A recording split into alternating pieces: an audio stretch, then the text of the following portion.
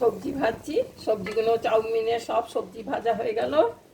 এখানে আমি চাউগুলো সেদ্ধ করে রেখেছি, এগুলো দিয়ে দিলাম।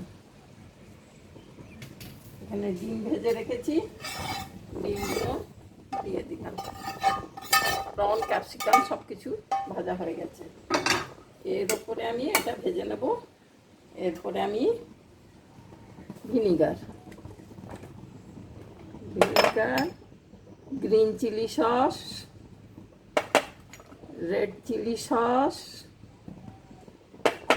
আর সয়া সস এসব দিয়ে আমি ভেজে চাউমিন করা হয়ে গেল। Thank you.